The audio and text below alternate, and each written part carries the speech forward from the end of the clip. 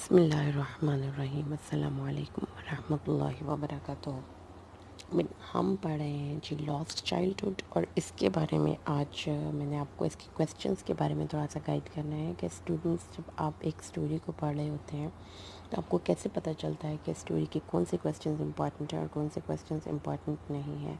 Basically मैं अपने students को टेक्स्ट बुक रेफ़र नहीं करती हूँ। अब जब हमारे पास एक साल में इंग्लिश की तैयारी करवानी होती है, मैं बेसिकली स्टूडेंट्स को क्वेश्चन से ही रेडी करवाती हूँ, इसलिए कि आपके पास टाइम की शॉर्टेज होती है। लेकिन टेक्स्ट बुक आपके पास होनी चाहिए जिसमें आप ये देखिए, आपकी ये एक टेक्स्ट बुक है मेरे पास, जो आपकी ग्रीन कलर का जिसका टाइटल होता है ये आपकी selection of English pros.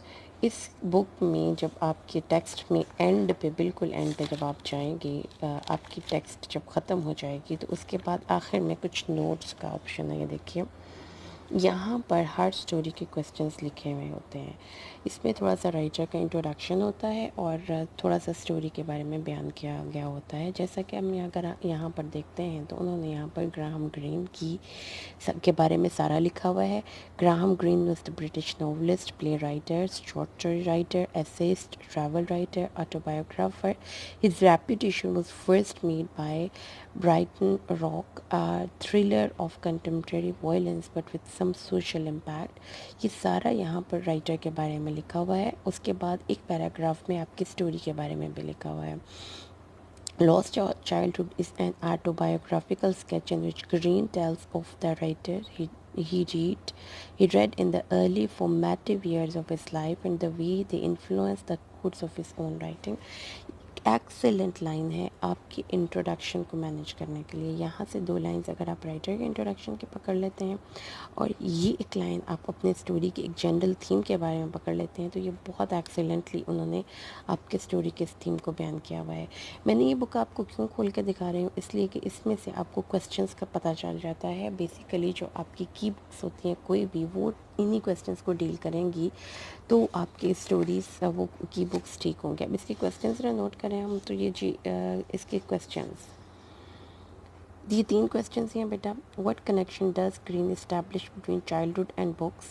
Question number 2, what did the writer gain from his reading of Marjorie Bowen's novel. Marjorie Bowen's novel की बारे में आपको पढ़ना पड़ेगा। Greene says of books each was a crystal, what does that mean by this.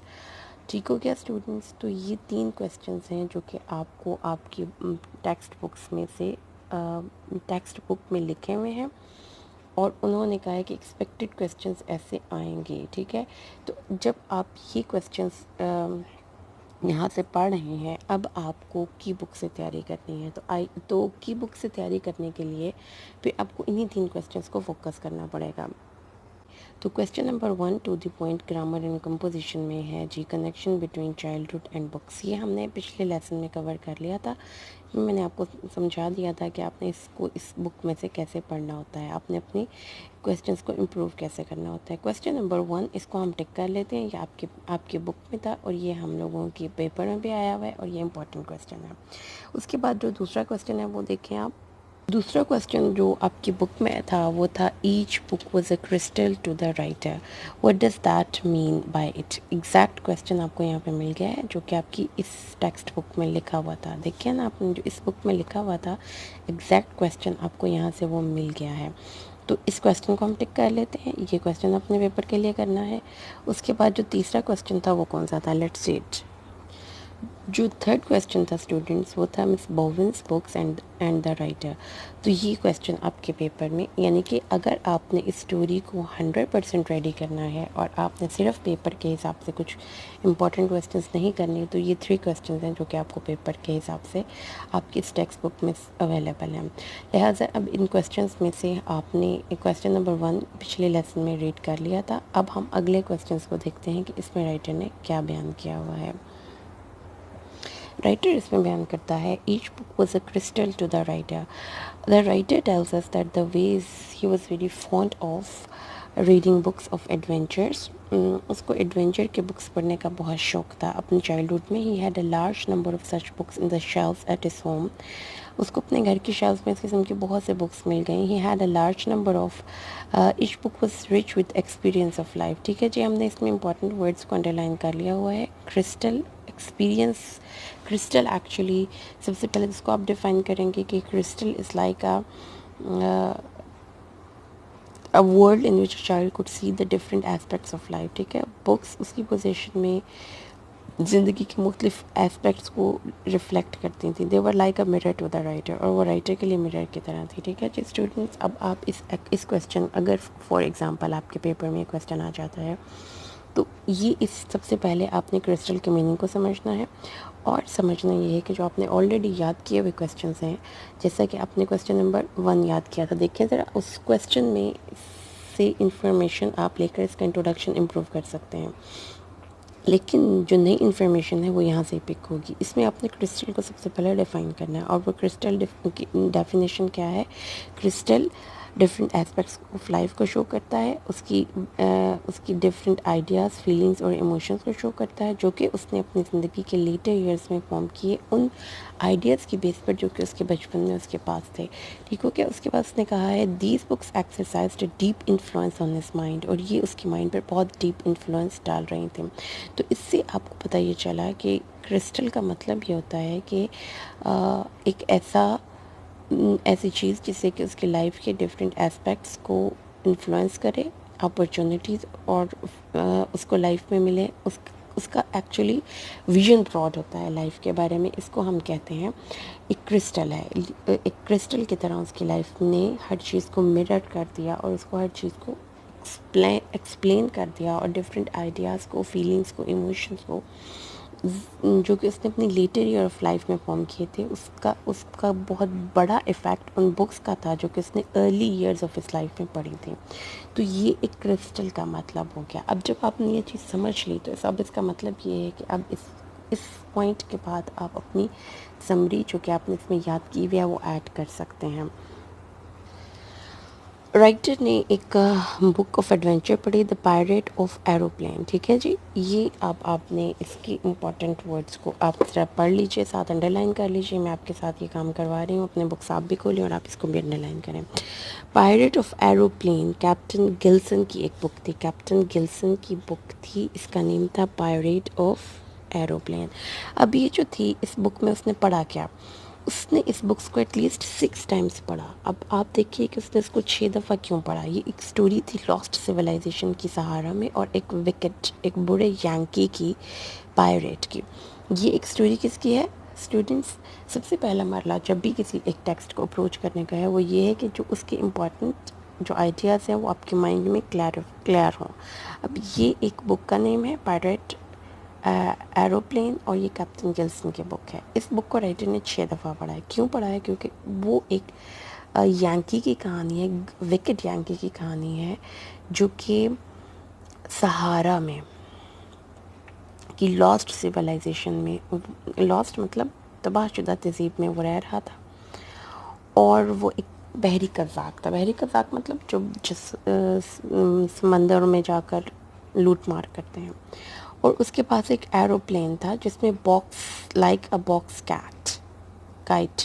Box kite की तरह इसके पास एक एरोप्लेन था। ठीक है, अब इसकी जो इंफॉर्मेशन है ये आपके माइंड में होनी चाहिए। मतलब कि वो एक पायरेट था, ये पायरेट एरोप्लेन है ना, और उसके पास एक एरोप्लेन था, और वो एरोप्लेन एक बॉक्स काइट जैसा था, और राइटर ने उसको 6 दफ़ा पढ़ा। और ये कहाँ पे रह रहा था? सहारा में। याद कर लीजिए अभी इसको। ठीक है, उसने सिटी को बॉम्ब किया, और फिर उसको हेल्ड इस रैंसम, और फिर उसको वो तावान के लिए यरगमाल बना लेता है। City was saved by the young hero, और ये जो सिटी होता है उसको एक, ठीक है जी, उसने रैंसम के लिए पूरे शहर को यरगमाल बना लिया, और फिर एक यंग हीरो ने इसको सेव किया, जो कि पायरेट के कैंप में रेंगते हुए गया, और फिर उसने एरोप्लेन को नाकारा बना दिया। एरोप्लेन उसका वो हथियार था जिसकी बुनियाद पर वो सब लोगों को पकड़ लेता था, तो लिहाजा वो रेंगते हुए गया। अब ये एक सिंपल सी कहानी है, ठीक है, जिसका मतलब कि आपने पता है कि राइटर को एडवेंचर की कहानियाँ पढ़ने का शौक़ था, और ये बिल्कुल सिंपल सी एडवेंचर की कहानी है। बहरी कज़ाब को पकड़ लिया गया और फिर उसको कॉट किया गया, ठीक है, कैप्चर किया गया, और उसने देखा बहरी कज़ाब ने देखा कि उसकी कब्र खोदी जा रही है। फिर उसके बाद डॉन के वक़्त सुबह सवेरे उसको मार दिया गया। While away the time comfortably he played cards with the hero at night. और जब उसको टाइम गुजारना मुश्किल था तो उसने रात को कार्ड्स भी खेले। The writer tells us that this incident had a deep effect on his mind and he could not eliminate it from his mind in all his life. ये उसकी लाइफ में बहुत ज़बरदस्त रोल प्ले किया और सारी ज़िंदगी उसने इसको नहीं बोला। अब ये एक राइटर, चूँकि ख़ुद एक राइटर है, लिहाजा बहुत सेंसिटिव है। इन्फ्लुएंस क्या हुआ, पहले हमने इसमें पढ़ा है इसकी कहानी, इसमें हमने पढ़ी है इसकी कहानी, अब उसका इन्फ्लुएंस। उसके बाद उसने कहा है, अगली बात सुनिए जी, many other books of adventure determine the future course of his life. बहुत सी और एडवेंचर की बुक्स थी जिसने उसकी ज़िंदगी के अगले आने वाले सालों को बहुत ज़बरदस्त तरीके से मुतासिर किया। वो कैसे किया? He started the story of the ancient witch Gagool. अब ये दूसरी कहानी है जो वो बचपन में पढ़ रहा है। एंशियंट विच गैगुल की उसने कहानी पढ़ी। In the letter he had to spend a very hard life in Africa. ज़िंदगी के बाद अगले सालों में उसको एक हार्ड लाइफ स्पेंड करनी पड़ी अफ्रीका में। वो बीमार हो गया, उसको बुखार चढ़ गया और वो बेड में था अफ्रीका में। उस स्मॉल हट में बहुत जो थे रैट्स मूव करते थे और डिम लाइट थी कैंडल की जो कि बहुत ज़्यादा उसको फ्राइटन करती थी।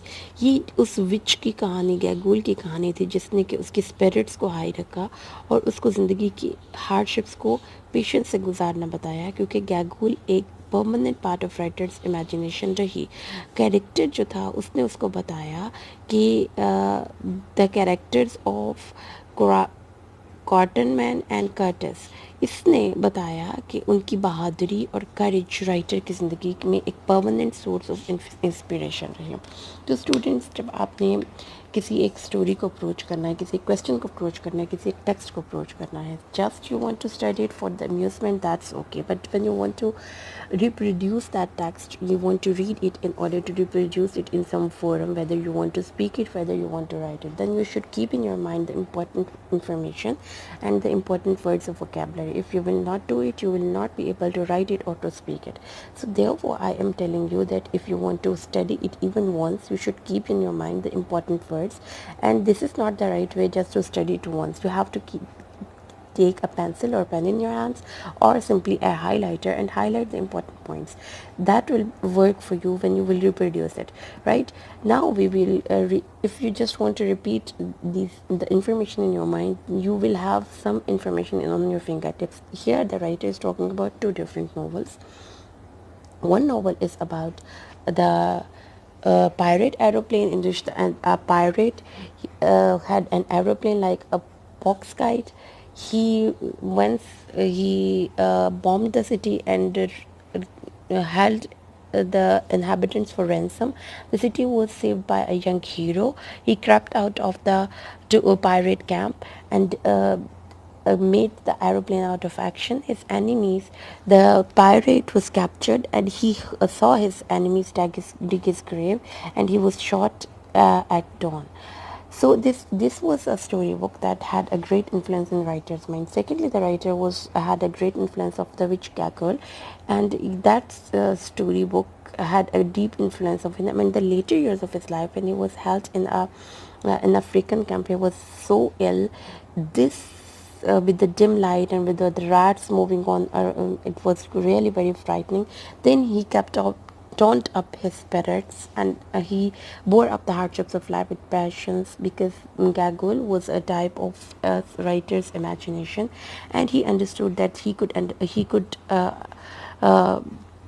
undergo all the difficulties with valor and courage, and this was because of the source of inspiration that he got in his early years of his life. So this is, students, your question number 2, that is mentioned in your textbook. ये आपके textbook में जो mention है, ये question आपने यहाँ से पढ़ लिया है. But still, this is not the only thing that you can write. You can write even the information from your question number 1. if you only want to deal just one question or one story, that is it is highly recommended to you guys that you can put the information that you have already studied in other books, because the basic idea of this question, eat book was a crystal, is very much like the connection between childhood and books.